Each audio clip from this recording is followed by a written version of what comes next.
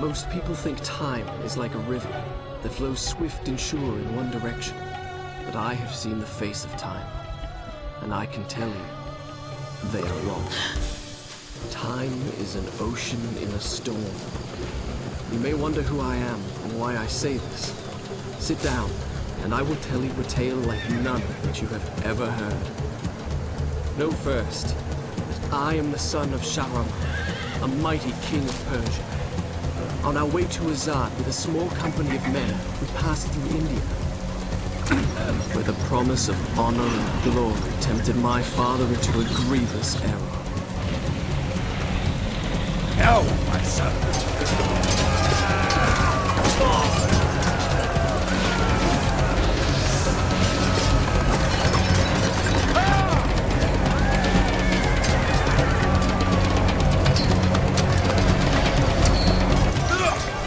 Your Majesty, I trust you'll remember your promise.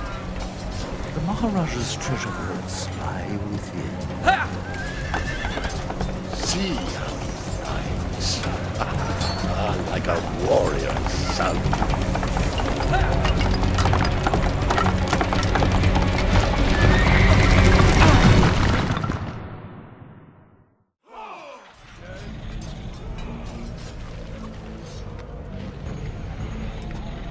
Do you think I felt regret as I gazed upon the destruction we had wrought?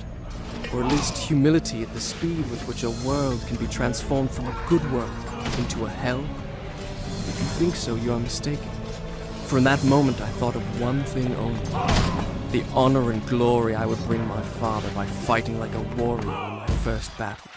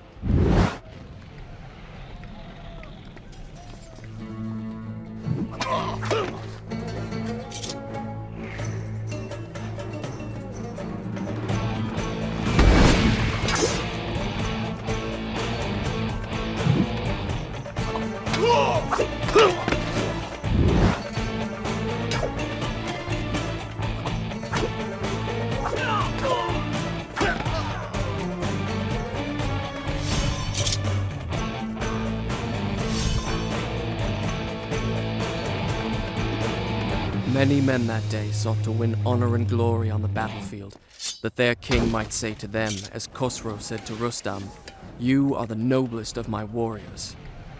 From the moment my sword tasted blood, I knew this would not be my way. I would win my father's praise not by killing, but by being the first to find the Maharajah's treasure vault and the wonders within.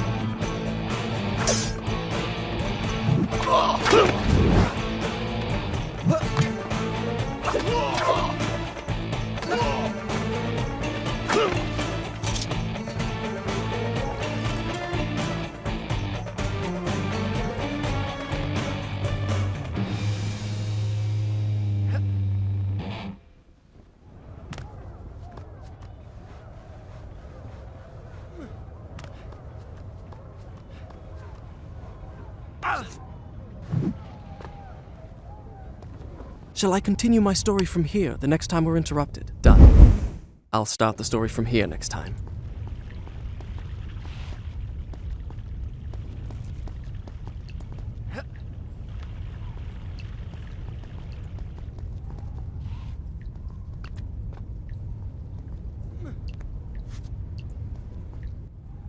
And there it lay, just out of reach. The Dagger of Time. There was a treasure I could carry with pride as a trophy of our victory. If I could only get there.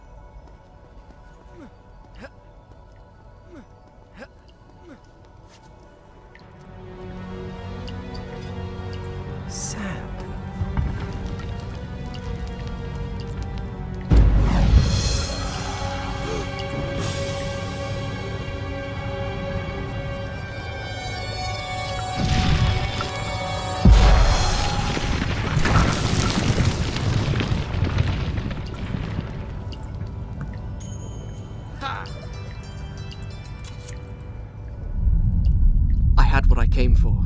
It was time to get out. Now.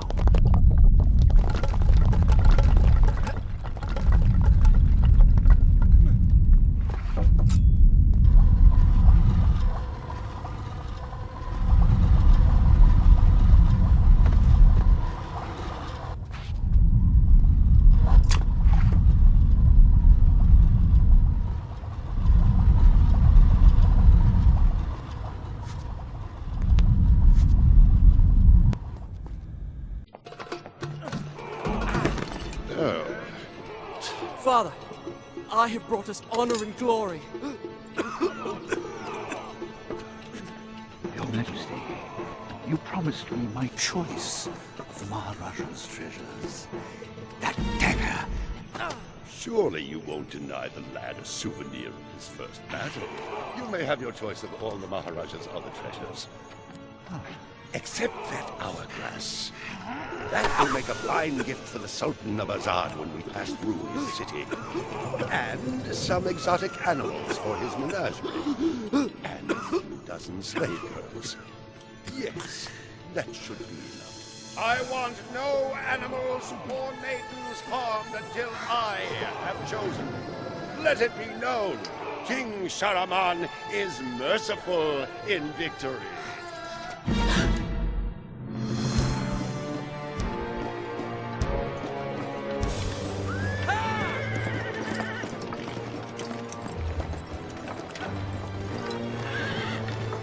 Trust not a man who has betrayed his master, nor take him into your own service, lest he betray you too. I learned the truth of this to my sorrow, the day that we arrived in Azad as the Sultan's honored guests. My friend. My friend, your visit brings joy and honor to my poor and humble dwelling. If only you'd given me time to prepare a proper welcome. The glories of Azad are famed throughout the world. And yet, the best is yet to come. I give you the sands of time. May the friendship between our kingdoms endure as long as time itself. The sand, why does it glow? I can tell you. Inside the hourglass is a marvel that no living man has seen. Alas, only the dagger can unlock the sands of time, and it belongs to a greater one than I. A young prince, dearer to his father than all the wealth of India. Perhaps he will oblige.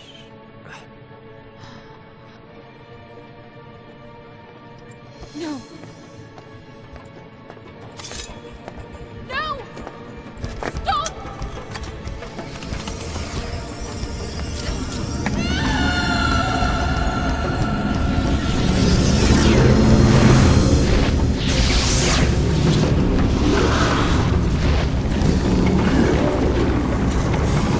Is it meant to do this? Alicia Sigataha!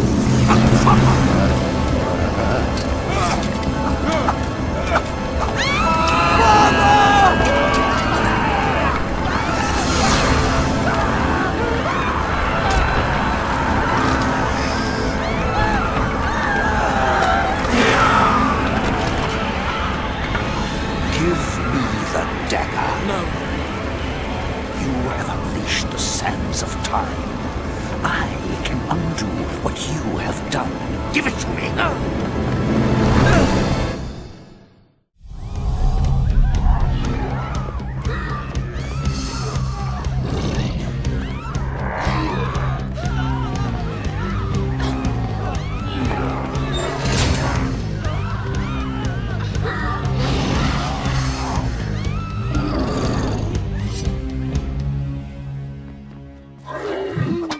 Prince, use the dagger.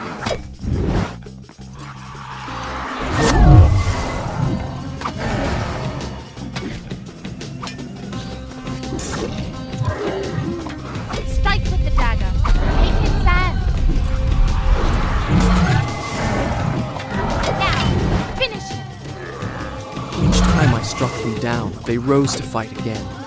I soon realized that only by taking into my own dagger the sands that possess them could I liberate them from their monstrous living death.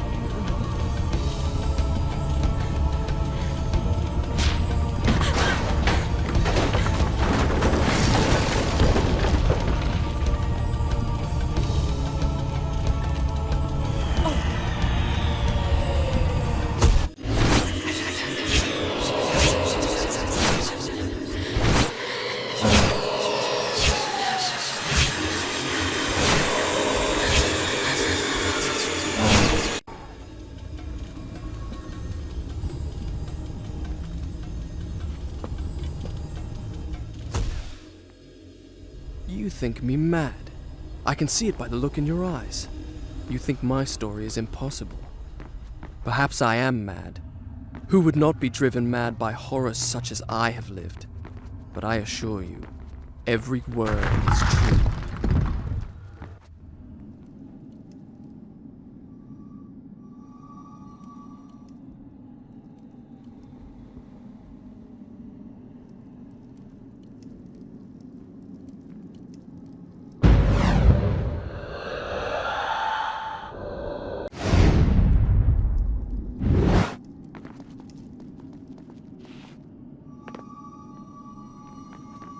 The guest rooms, where my father, all our entourage, and I should have passed the night cold and silent. The sands of time had swept through, stealing life and warmth from everything they touched.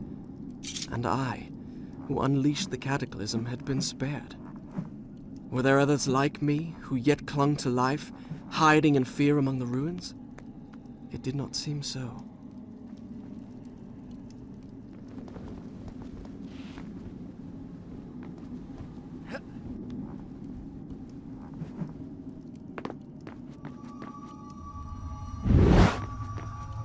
Stop!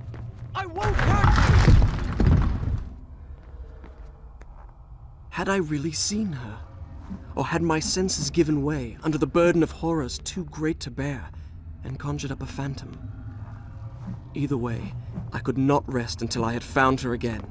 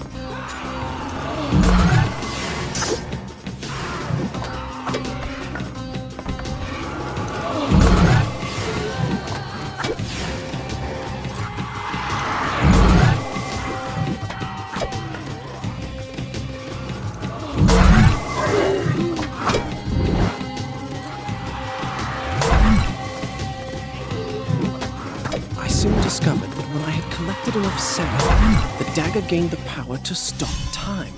Not for me, but for the enemy I struck.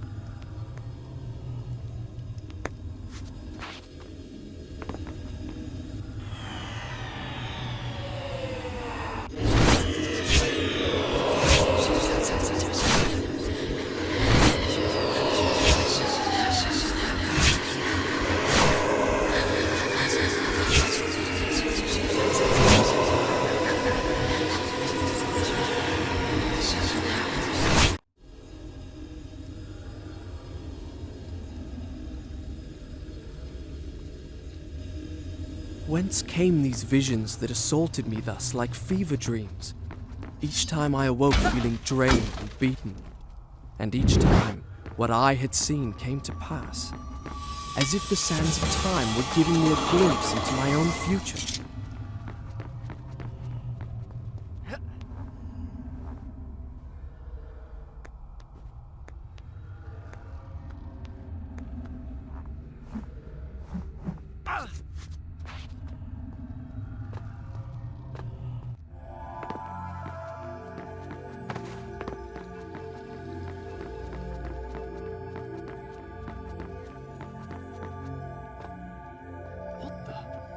Hello? Is anyone there? I have a feeling I'm not in Azad anymore. Water.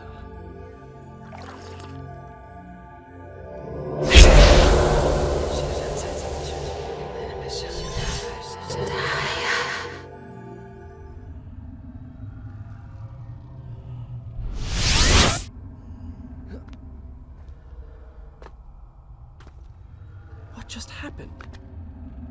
That's strange. I feel...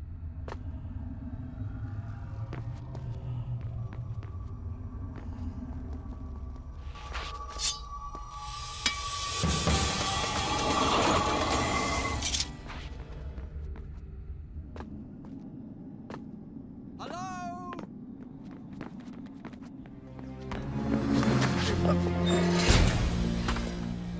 Give me the dagger.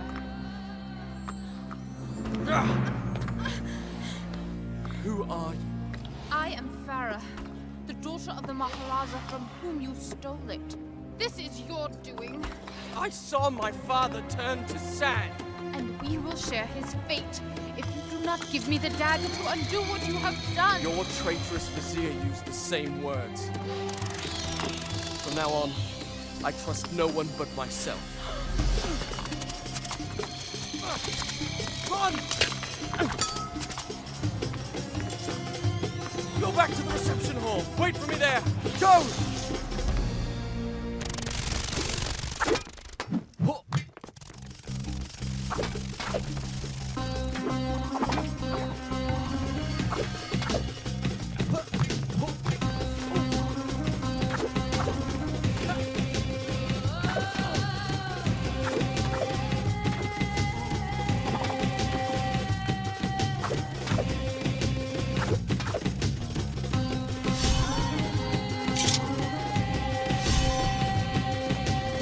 Now I remembered her. Since we left India, she had been there. In the desert, I had felt her dark eyes upon me. Now, here she was again. She and I, the only two survivors. Did I say two? Excuse me. We were three.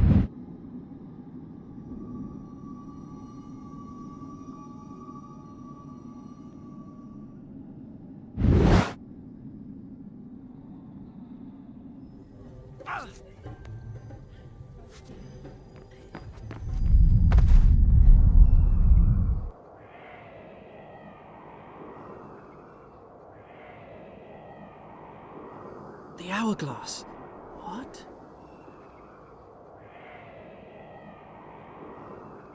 I did not understand the meaning of what I had just seen, but I knew, with a certainty I could not explain, that those winged creatures had a master.